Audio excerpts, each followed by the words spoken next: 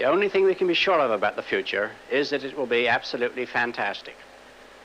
So, if what I say now seems to you to be very reasonable, then I'll fail completely.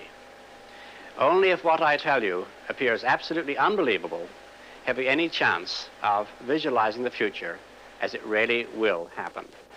Let's start by looking at the city of the future. Some people think that it will be like this.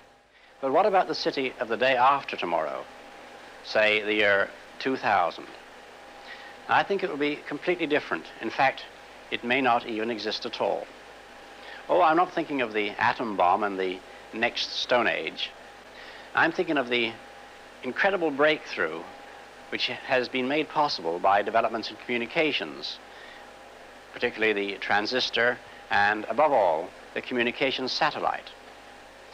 These things will make possible a world in which we can be in instant contact with each other, wherever we may be, where we can contact our friends anywhere on Earth, even if we don't know their actual physical location.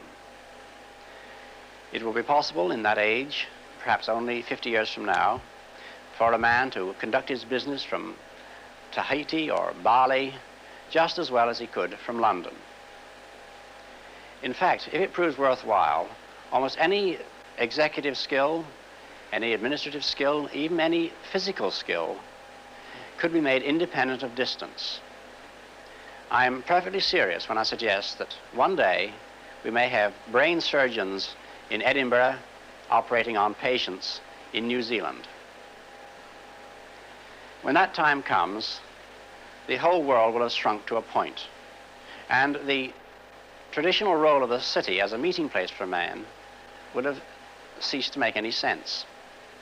In fact, men will no longer commute, they will communicate. The most intelligent inhabitants of that future world won't be men or monkeys, they'll be machines, the remote descendants of today's computers. Now, the present-day electronic brains are complete morons, but this will not be true in another generation.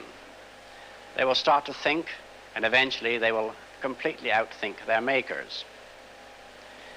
Is this depressing? I don't see why it should be. We superseded the Cro-Magnon and Neanderthal men, and we presume we're an improvement. I think we should regard it as a privilege to be stepping stones to higher things.